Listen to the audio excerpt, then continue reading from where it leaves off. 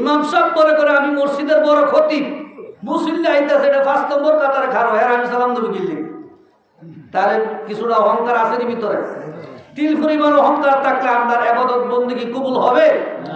আচ্ছা, আপনি যদি মনে করেন যে আমি বিরাট ইবাদত বন্দেগী করি, ফাসক্ত করি, সুন্নত করি, নফল করি, কোরআনও করি, তারপরে আমি রোজাও রাখি, আমি জিকিরও করি, আমি কোরআন তেলাওয়াত করি, আমি মিথ্যা কথা বলি না, সত্যভাবে চলি, আমি সবকিছু করি, কিন্তু আপনার ভিতরে অহংকার আছে, আপনার ইবাদত কবুল হবে? বলেন কবুল হবে? যেমন এই যে শাবানের মাস, এইটা এই মাসটার নাম কি? শাবান। এই মাসে রোজা আছে না নাই? আছে। এই মাসে কয়েকটা রোজা রাখতে হয়। শাবান মাস আসলে আমার নবী এমন ভাবে রোজা রাখতেন, আয়েশা থেকে হাদিস খানা বর্ণিত, আম্মাজান আয়েশা বলে মনে হয় রাসূল এই মাসে আর রোজা একটাও ছাড়বে না। এটা তো কোনো রোজার মাস না, কিন্তু রাসূল এত রোজা রাখে কেন? কারণটা কি? আবার তুই হঠাৎ করে রোজা ছাইড়ে দিছে, হঠাৎ করে কি করছে? ছাইড়ে দিছে, রাখতেছে 12টা হয়েছে বা 18টা হয়েছে, হঠাৎ করে ঢুকি রোজা ছাইড়ে দিছে। সুবহানাল্লাহ। তা আম্মাজান মা আয়েশা বলেন তিনি তো ছোট ছিলেন, সবার ছোট স্ত্রী, নবী সবচেয়ে ছোট স্ত্রী, তিনি সবার ছোট ছিলেন। তিনি বলে হঠাৎ করে দেখলাম রাসূল রোজা ছেড়ে দিয়েছে শাবান মাসে। বুঝতে পারলাম আমি আয়েশা, এতটুকু বুঝতে পারলাম যে রমজান মাসে পুরা রোজা রাখতে হবে, কম রাখা যাবে না। শাবান মাসে পুরা রাখা, শাবান মাসে পুরা কি রাখা যাবে না, কারণ এই পুরা মাস আল্লাহ রোজা লাগিয়ে দিচ্ছে না। এখানে সাপ্তাহিক রোজা আছে, কি বলেন? এইগুলি রাখতে হবে। সপ্তাহে 2টা রোজা থাকে, অনেকে রাখেন, যারা ইবাদত বন্দেগী করেন তারা রাখেন, অনেকে আবার রাখেন না। কিন্তু শাবানের এই হিসাব মতে 3টা রোজা রাখতে হয়। এই 3টা রোজা আপনারা রাখতে পারেন, কিন্তু আমার নবী এই মাসটাকে প্রস্তুতি নিতেন। তবে যদি বলা হয় যে এই মাসটাকে প্রস্তুতি নিলেন, তাই না। আমার নবী এই যে মেরাজের যে মাসটা, হ্যাঁ এই মাস থেকেই শুরু করতেন ইবাদত বন্দেগী। সুবহানাল্লাহ। এরপরে শুরু হইতো শাবান মাসে, আরো বেশি বাড়াই দিতেন। বাড়াইতে বাড়াইতে রমজান চলে আসতো, রমজানে নবী আরো বেশি বাড়াই দিতেন ইবাদত। একদিকে রোজা, আরেকদিকে কোরআন তেলাওয়াত, আরেকদিকে তিনি ইবাদত বন্দেগীতে লাগিয়ে যাইতেন। সুবহানাল্লাহ। আল্লাহ পাকের প্রিয় হাবিব বলতেছিলাম, তিনি সবাইকে সম্মান দিতেন। দিতেন কি দিতেন না? কিন্তু নবীজি সম্মান দিতেন। নবীজি যখন হক কথা বললেন, এরপরে মানুষ তারা আর ভালো লাগে। যেমন নবীজি শিশু অবস্থা একটা কথা, ও যে হাদিসটা বলতেছিলেন শেষ করে দিই। নবীজি বাচ্চাদেরকে সবসময় সালাম দিতেন। একদিন বাচ্চারা চিন্তা করে, নবী তো আমাদেরকে সালাম দিয়ে দেয়, একদিনও পারি না, যত সালাহি করে আজকে আমরা আগে দিব। আজকে আমরা কি? হাদিস শরীফের বর্ণনা আইছে মিশকাত শরীফে, যে একটা ওই বাঁকা রাস্তা আছে, বাঁক আছে রাস্তাটা, এই জায়গাটাতে বাড়লে হঠাৎ করে মানুষ দেখা যায়, এর আগে দেখা যায় না, একটু বাঘ বেশি। বাচ্চারা ওই জায়গা লুকায় রয়েছে। নবী যখন আইসে নবীরে সালাম দিয়ে দিচ্ছে। নবীজি হঠাৎ করে চিন্তা করে ব্যাপারটা কে অবসর নাই, হুজুর আমরা আপনার সালাম দিলাম, আপনি প্রতিদিন সালাই করেন, প্রতিদিন আমরা সালাম দেন, একদিনও পারি না। আপনি তো বলছেন সালাম আগে দিলে সব বেশি, এজন্য আমরা আগে দিয়ে গেছি। আসলে তো সালাম যে আগে দেয় তার সব কম না বেশি? যে সালাম নেয় তার কম না বেশি? তার কম। যে দেয় তারই বেশি। সুবহানাল্লাহ বলেন। এই জন্য হুজুর আপনি তো বলছেন সালাম আগে দিলে সব বেশি, আমরা আপনার আগে দিয়ে দিলাম। একদিনও সুযোগ পাই না, খালি আপনি খালি সুযোগ কাজে লাগান।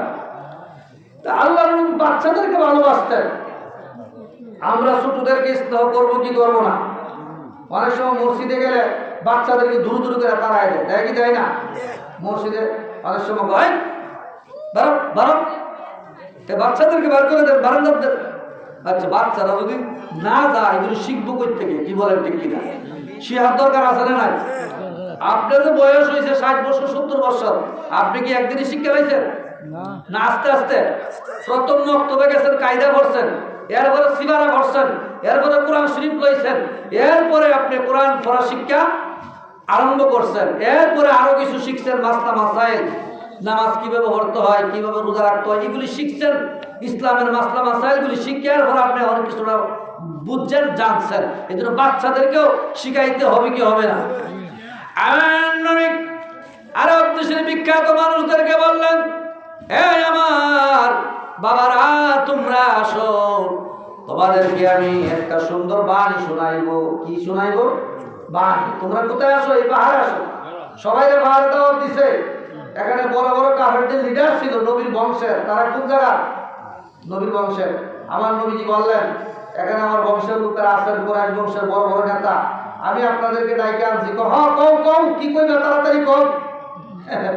নবী কও কি কও শুনেন, আপনাদেরকে আমি বলতেছি মূর্তি পূজা ছাইরা দেন। কি ছাইরা দেন? এইটা আপনারা এখন থেকে আর করবেন না।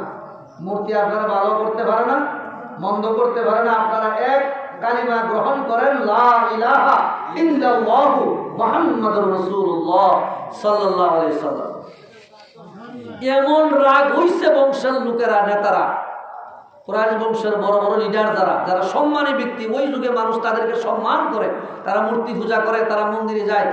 এই মুহাম্মদ, ভালো করে শুনো, এই কথা বলার জন্য কি এতগুলি লোককে এখানে পাহাড়ে নিয়ে আইছো?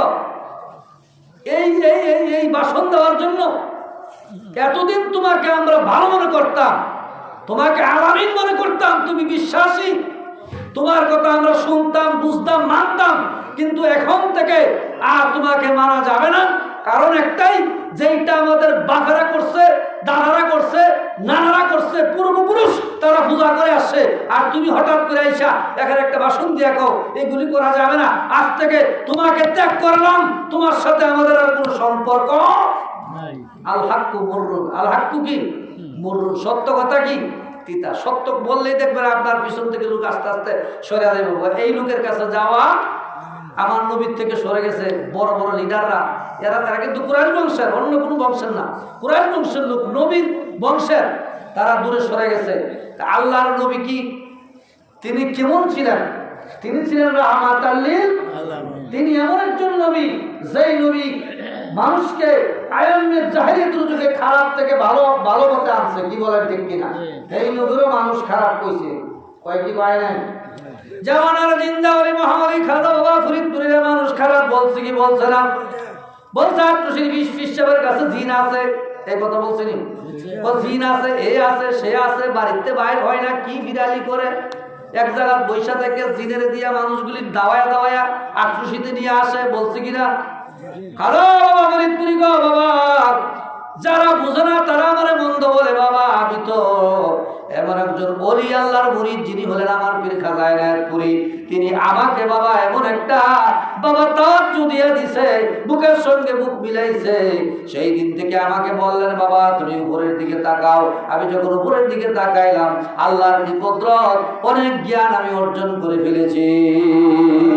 পদ্মা মেঘনা যমুনার তীরে দাদু পীর ঘুমিয়াছে এনায়েতপুরে। বলেন পদ্মা মেঘনা যমুনার তীরে দাদু পীর ঘুমিয়াছে এনায়েতপুরে। দাদু তুমি মেহেরবান, ভরে সকত ঝাঁকেরান। আসাম বাংলায় সিটিয়ে ছড়িয়ে আছে তোমার কত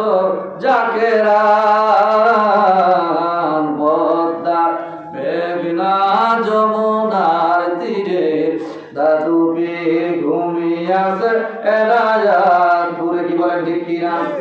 আট্টুসি এই দেশে বেঁচে আছে নাই, আট্টুসির বিশ্বাস একদিনে হয় নাই। আট্টুসির বিশ্ব দীর্ঘ 40-50 বছর যাবত এনায়েতপুর দরবার শরীফে তার পীরের কদমে গোলামি করেছে, না খায়া থাকছে, না ঘুমায় রয়েছে। অনেক কষ্ট করে শরিয়ত, তরিকত, হাকিকত, মারিফত সম্বন্ধে তিনি শিক্ষা করে, তারপরে সেখান থেকে তাকে বের করে দেওয়া হয়েছে। বলা হয়েছে, বাবা তুমি তরিকা প্রচার করো। কি করো? তরিকা প্রচার করো। এই তরিকা প্রচার করতে করতে এই সোনারগাঁড়ে এসে ধাক্কা লাগছে। কথা বলেন ঠিক কিনা? সোনারগাঁড়ে আজকে বহু লোক খাজা বাবা ফরিদপুরের দরবারে যায়। কি বলেন, যায় কি যায় না? আর বলে তোমরা যাইয়া দেখো না, বারবার হয় না তোলনার। আরে তোমরা যাইয়া দেখো না, যার হয় না তোম ফরিদপুরের 18 পীর কামেল শেখ জনা। তোমরা যাইয়া দেখো না, বাবার হয় না না শরীয়তের সরাজারি তরি কতের মহাজ্ঞানী কি কতে হক ভান্ডারি বাবা মারফ তের মৌলানা তোমরা যাইয়া দেখনা বাবার হয় না তুলনা মারাগন। বেশি বলতে যাব না, কম কথা। খাজা বাবার অনেক কারামতি, বেশি বলতে গেলে সময় লাগবে। শাহজালাল সাহেবের মাজারে একটা লোক জিয়ারত করতে যাবে। কি করবো? এই যে আজকে পাগল লোক আমার দেখা হয়েছে বাসের ভিতরে, পাগল শাহজালালের মাজারে যা। এত মানুষ থাকতে পাগল লোক আমার দেয়। আমি বুঝছি যে বাবা শাহজালাল তোমার নাম জুবিত, আমি ঢাকাতে থাকি, ঢাকাতে আগামীকাল তো এক জায়গায় একটা মাহফিল আছে, ওইখানে বাবা শাহজালালের বক্তরা এটা করে। এরপর আরেক জায়গা আছে তার দিয়ে তরিকের এক জায়গা, এই যে একটু আগে কল দিল, এই জায়গা প্রতি বছরে আমি করি সহবরাতের রাত্রে। যাই হোক, আপনারা মাহফিলটা আজকে আনাতে আমার ওইটা আবার করার সুযোগ হয়েছে। কারণ কালকে দিলে এই যে একটা হলো আমরা সন্ধ্যা পর আরেকটা রাত্রে 10টার দিকে দুটো ওই মানে বাদ, তারপরে রুফু ভাইয়ের মহব্বতে বাদ দিলাম ওইলে, যেহেতু হাক হয়ে গেছিলাম। আল্লাহর কি কুদরত, আবার তারা ওই ঘুরায় আজকে আনছে। আল্লাহর কুদরত, আমি কিন্তু বৃত্তে রাখছি। ইদ্রিস ভাই আমার